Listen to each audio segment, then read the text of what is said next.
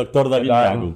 Gracias por, pues, en fin, organizar este ratito entre consulta y consulta casi. Vamos a charlar un ratito. Venga. Y pasamos al plató, que lo tenemos todo preparado. ¿Te parece? Me parece. Adelante. David, ya estamos en el plató. Muy bien. David, hay algo que me gustaría saber como especialista que eres en cirugía maxilofacial. Y mueves huesos y adelantas mandíbulas y haces cirugía ortognática y tumores. Y cuando realizas cirugía estética, de la cual eres un especialista de la cirugía estética facial, realmente es un paciente distinto. No sé, ¿es una cirugía para ti menos importante que la otra? Cuéntame. Yo, desde el momento cero que hice medicina, escogí hacer medicina, siempre tenía en mente hacer cirugía facial. Y entonces, durante todo este periodo de formación y los años anteriores que hacía pues, reconstrucciones, tumores, y siempre me ha encantado, es una cirugía que siempre me ha apasionado. Y la cirugía estética es como un nivel más, ¿no? En cuanto a exigencia, en cuanto a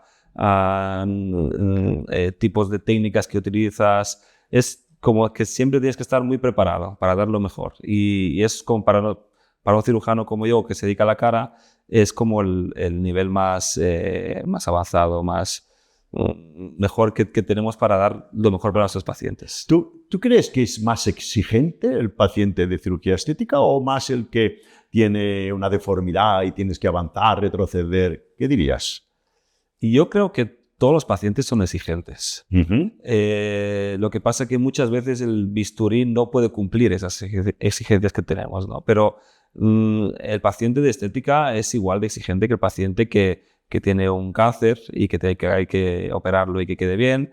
Es igual de exigente un paciente de ortognática, que tenemos que colocar sus huesos de la cara de una manera adecuada. Entonces, la exigencia en cirugía facial es bastante elevada en todos los pacientes. ¿Tú te crees Dios cuando coges el bisturí? No me creo Dios ni cuando cojo el bisturí, ni cuando voy en el coche, ni nunca. Yo siempre explico a mis pacientes que nosotros hacemos un trabajo que es muy importante y que lo damos todo para que el paciente quede contento y quede bien y la cirugía salga bien. Pero una parte que no depende de nosotros, que es la parte de cicatrización, la parte de la evolución, de cómo sus células deciden reaccionar a esa cirugía, y al final eso no lo podemos tocar. Óyeme, una pregunta. ¿Por qué crees que cada vez hay más cirujanos maxilofaciales que hacen cirugía estética facial? ¿Por qué? Yo creo que porque la formación nuestra nos permite tener como las herramientas necesarias para hacer cirugía estética. Durante la residencia hacemos pues, muchos abordajes y muchas técnicas que son muy típicas de la cirugía estética. Entonces ya tenemos el bagaje técnico para hacerlo. Lo que nos a veces falta, pues al cirujano maxilofacial, es dedicarte a este tipo de paciente, ¿no? Pero técnicamente yo creo que es la especialidad que más preparación tiene en España. El nervio facial es un compañero vuestro en casi todas las intervenciones. Claro, mira, por ejemplo, yo la primera parótida con disección del nervio facial completa la hice en el segundo año de residencia. Quiero decir que es algo que es muy habitual tocar, y evidentemente en pacientes de cirugía estética con el nivel que trabajamos es mucho más superficial y menos peligroso en comparación con técnicas que hacemos cada día. ¿Tú crees que un cirujano de estética facial tiene que ser artista? Es decir, ¿tienes que jugar con la armonía, los balances, las proporciones de la cara en el paciente? Yo creo que un cirujano de cirugía estética facial tiene que tener un buen gusto, en el sentido que hay cirugías que nosotros podemos hacer, por ejemplo, una autoplastia. Lo que hacemos es enganchar un poquito más las orejas, ¿no? Pero hay una forma determinada de la autoplastia que depende del cirujano. Y eso es muy importante tener y valorar al paciente en conjunto y buscar la mejor forma o la mejor proporción que se adapte a su cara. Una de las partes en la mujer que más le preocupa en la cara son sus cejas, ¿no? Y normalmente con los años descienden y bajan. Entonces, tú aplicas y realizas la cirugía endoscópica, una cirugía mini-invasiva, prácticamente no hay cicatrices visibles, subes las cejas, la cirugía mini-invasiva, se pueden ir a casa. Pero ¿por qué hay tan pocos cirujanos que realizan la elevación de cejas por endoscopia? ¿Por qué crees? En primer lugar, yo creo que es un poquito por falta de formación en cuanto a al conjunto de la ceja y los párpados. Porque primero, antes de hacerla hay que saber indicarla. Y muchos cirujanos no la indican porque prefieren hacer la blefaroplastia y no tienen en cuenta el aspecto de lo que es el tercio superior de la cara, ¿no? La frente. Entonces yo creo que esa es la primera razón. Y la segunda razón, pues hace falta una cierta habilidad manual para manejar el endoscopio, porque al final es una herramienta que es súper útil. Y entonces, claro, hay que mirar una cámara y muchos cirujanos no están acostumbrados a trabajar de esta manera. Pero yo creo que es principalmente por eso. Pero más que por la indicación, que luego por las tanto herramientas o la técnica, sí, que es muy buena y que además, lo que dices, ¿no? Pocas incisiones. Antes se hacían la aseguración de cejas con la incisión por aquí. Aún algún paciente que me pregunta si le voy a hacer lo de la cicatriz aquí, evidentemente no se hace ya. No debe ser fácil, ¿no? Estar operando una cara mirando a una pantalla. No, pero justamente hace una semana salió un artículo que los cirujanos que tenían una afición a los videojuegos tenían más habilidad manual en cuanto a al manejo de las cámaras. Sí. Y entonces se aplica cirugía laparoscópica. Entonces yo me pasé unos años, hacía mucho, teniendo esta afición. Entonces salió un artículo hace poco en una revista científica diciendo que esa habilidad manual se puede desarrollar también. O sea, ¿a qué jugabas tú entonces para entrenarte? No lo puedo decir. No lo puedo decir. David, cuando viene una mujer porque quiere rejuvenecer y ve en su rostro signos de que se descuelga, que hay un surco que se marca, y te dice, doctor, me merece la pena ahora, me esperaría a que tenga más descolgamiento, a que esté más, digamos, envejecida. ¿Qué aconsejas tú? Yo creo que en primer lugar, y esto es una conversación que tenemos muchas veces con los pacientes, en primer lugar, lo más importante es ver en qué momento estamos. No es lo mismo una paciente con 35, otra paciente con 48. Cada uno tiene su tipo de piel, su tipo de colágeno, su manera de envejecer. Entonces hay que ver en cada caso qué es lo mejor.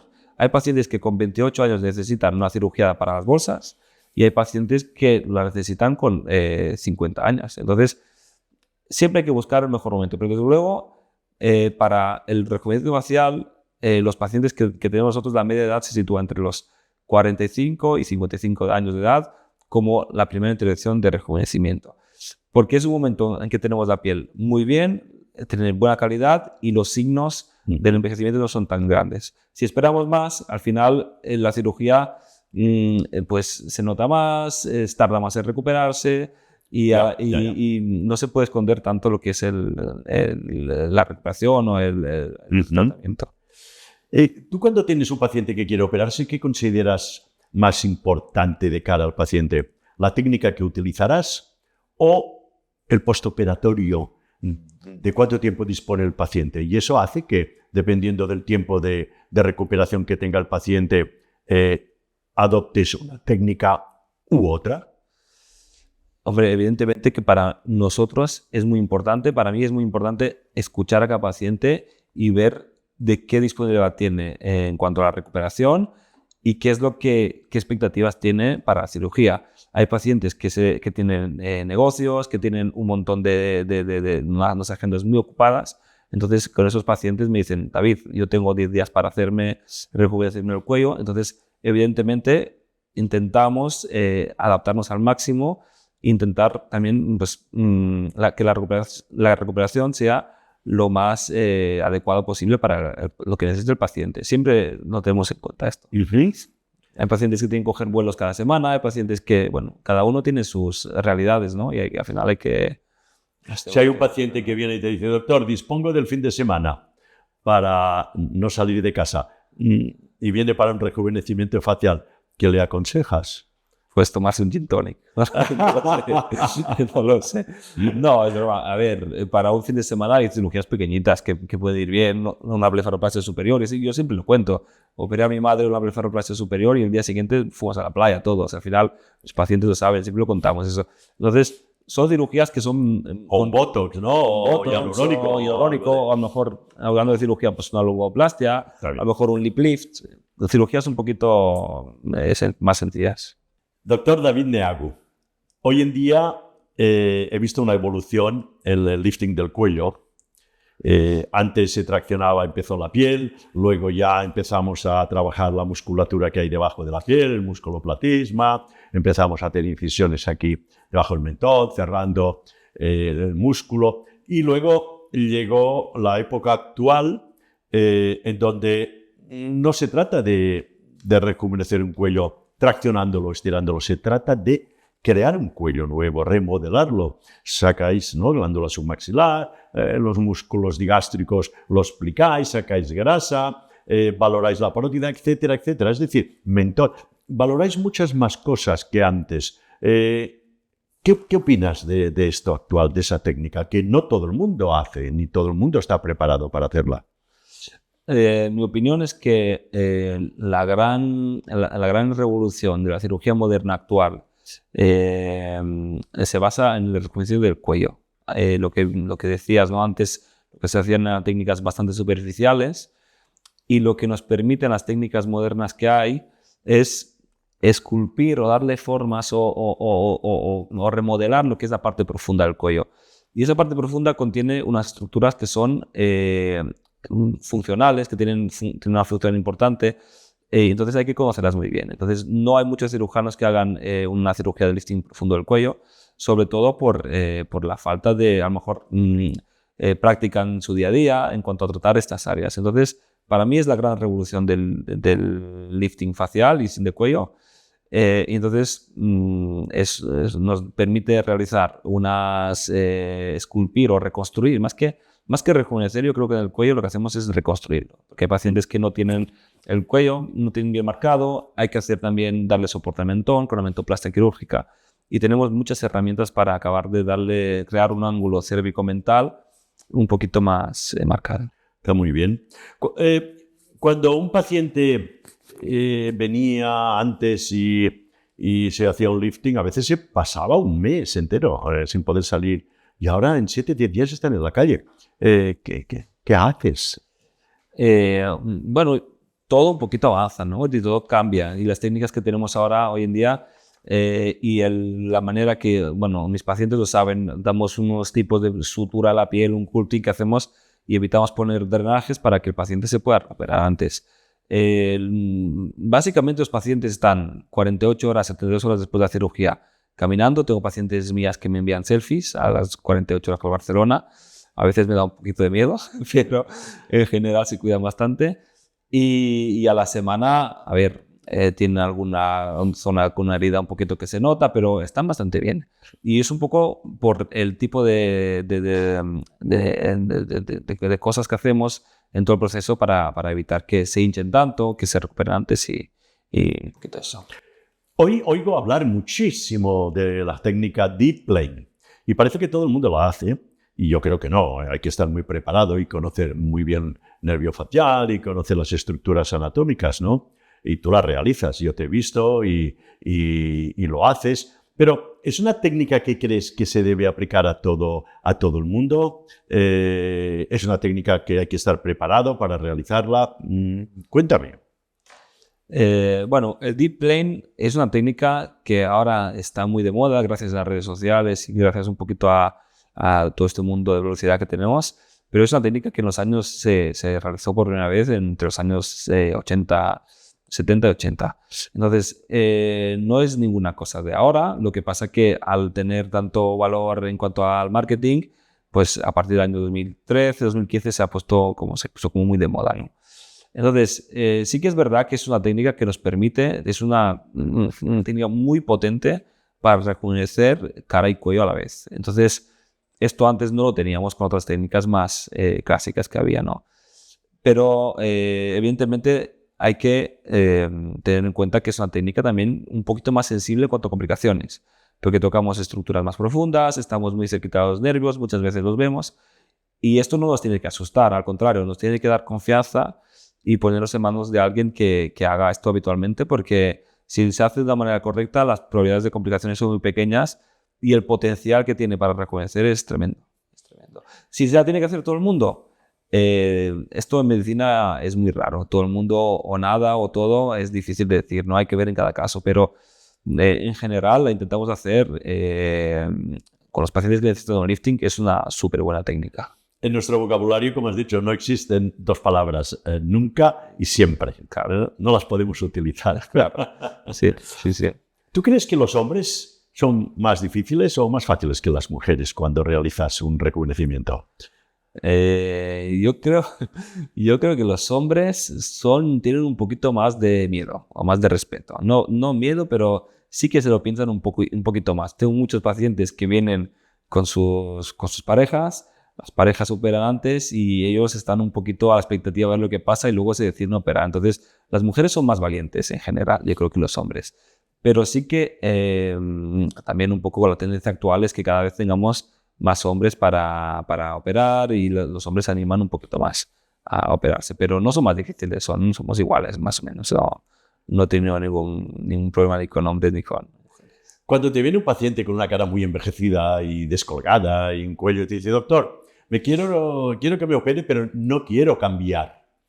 ¿Qué le cuentas?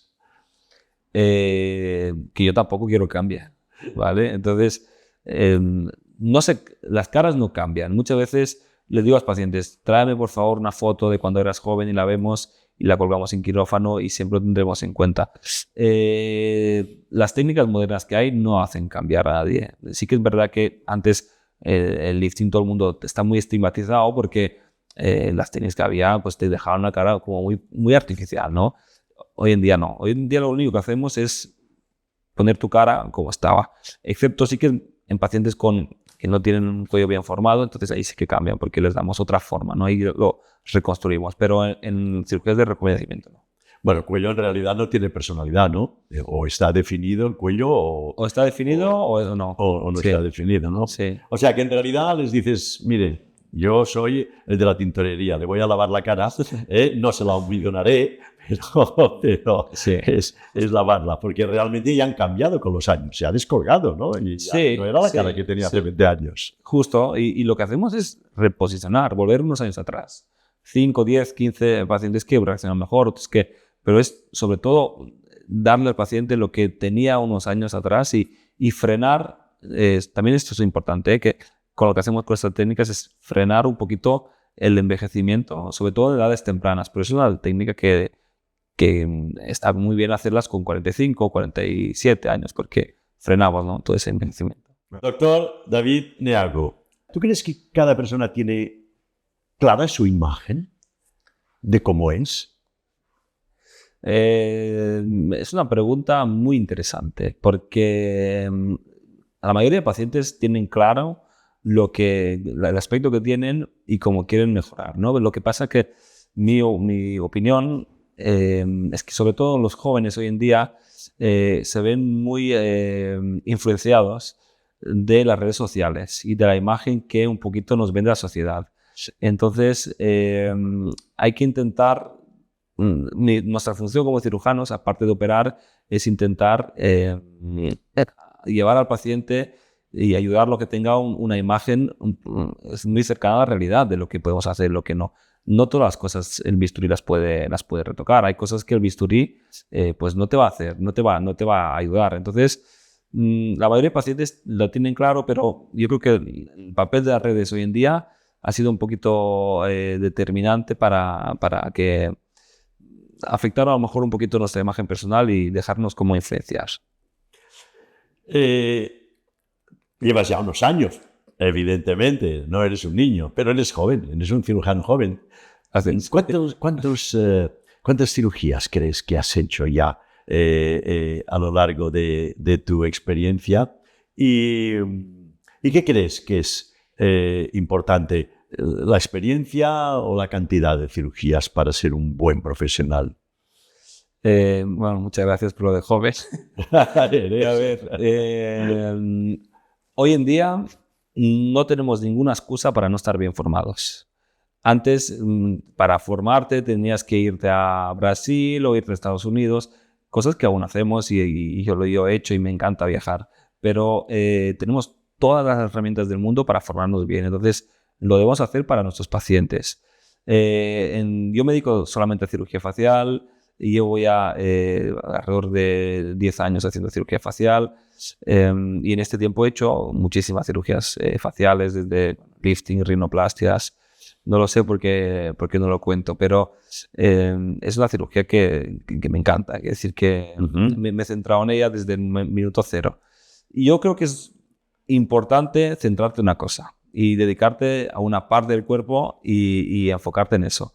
No tanto a lo mejor los años, sino el tiempo que tú hagas o el tiempo que le dediques a formarte en una cosa específica. Y mis compañeros y mis amigos que se dedican a cirugía estética, la mayoría hacen eso. Son los que se dedican exclusivamente a esto, se dedican a hacer 1 o 2 o 3 cirugías bien hechas y lo demás, pues oye, hay un espacio para todos.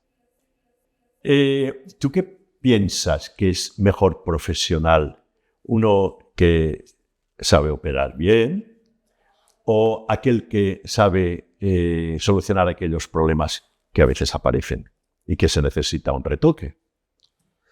Es muy buena pregunta. Yo creo que hay muy buenos técnicos, cirujanos, técnicos avanzados, pero luego en la parte humana o la parte de trato con el paciente nos falta un poquito. Entonces, para mí es una cosa que... Hablas de una empatía, ¿no? Y de una comunicación. Yo creo que es una cosa que nos hace diferente a los médicos con respecto a otras profesiones. Y es una cosa que me ha encantado desde el minuto 1 que hice en medicina, es que podemos tener mucha habilidad manual y ser muy fríos con el paciente, entonces el paciente no tenga esta confianza para operarse, y luego podemos ser muy simpáticos y operar mal.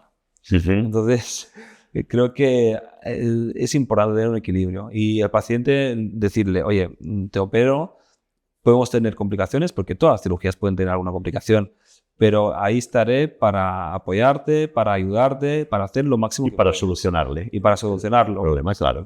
Evidentemente, porque los primeros interesados en que quede todo bien y que va bien somos nosotros, y después ya también el paciente, pero sí que hay que estar ahí y empatizar, ¿no? Eso que dices es muy importante, porque aquí ya sabes que cuando nos reunimos y los profesionales y los médicos, hay una frase que siempre decimos, ¿no? Detrás de un pecho, detrás de un glúteo, detrás de unos párpados, de una nariz, hay un ser humano y que tiene sus motivos y sus emociones. Y eso no lo podemos perder, porque primero hemos sido médicos para ayudar a nuestro paciente y luego hemos hecho una especialidad. Y yo creo que estoy totalmente de acuerdo contigo.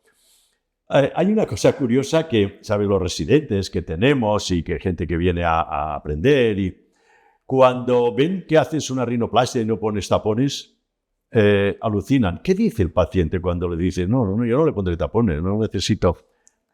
Bueno, se sorprenden, se cantan, dicen, qué bien, no sé qué.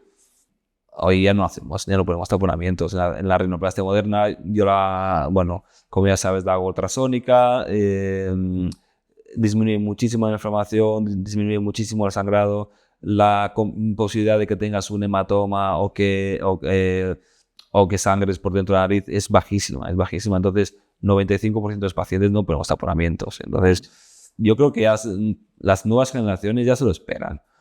Cuesta un poquito más con las antiguas, ¿no? Porque tienen esas experiencias. Es como cuando iban al dentista, ¿no? Y tenían mucho dolor.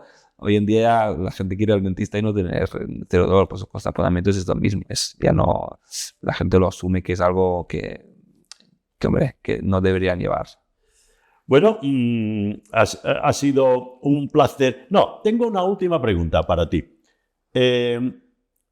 Si volvieras a nacer, ¿volverías a ser especialista en maxilofacial, ser médico de entrada? ¿Sí? Sin dudarlo. La verdad es que sin dudarlo. No me veo haciendo otra cosa. Yo no vengo de una familia de médicos, yo soy el primer médico de mi familia Me ha encantado siempre este trabajo, me encanta. Es un trabajo tengo entrevistas hechas de residente y siempre decía que este trabajo para mí es un hobby. Me encanta operar a gente y me encanta que la gente esté feliz y ayudarla. Pero a la vez sí que es verdad que es un trabajo muy duro. Es un trabajo muy duro y es un trabajo que a veces tienes cosas y tienes posibles complicaciones y bueno, muchas veces es un trabajo duro, ves a los pacientes sufrir, pacientes con cáncer, pacientes que es un trabajo duro, pero sin duda no me veo haciendo otra cosa. ¿Y piensas que a veces trabajar tanto como trabajas y quirófano y tantas horas, la familia no te queda a veces abandonada? Tu mujer no se queja y los 2 niños hermosos que tienes no dicen, papá, ¿dónde está papá? Hombre, a mi mujer a veces me quiere cambiar, pero por una versión más joven. Pero no sería por otro médico, entonces. No, tengo una familia encantadora, la verdad, y que me apoya y que nos apoyamos mutuamente entre todos. Y la verdad es que no se puede hacer este trabajo sin que tu familia te apoye, porque lo tienen que entender. Muchas veces, ahora ya no hago guardias, ¿no? Pero hacía guardias y decía a mi mujer, oye, me tengo que ir porque claro. Vamos a operar ahora a las 12 de la noche hasta las 4 de la mañana, pues una fractura de mandíbula o una fractura facial y decía, oye, es lo que hay. Y bueno, la verdad es que tengo la suerte de tener una familia preciosa que me apoya y también, bueno, debo toda esta trayectoria a ellas. Bueno, tengo que decir nada más que además de ser un enorme y gran profesional, eres una gran persona humana, que esto es importante. Gracias, David, por compartir ese ratito aquí y nada, y seguimos trabajando. Gracias a ti por todo.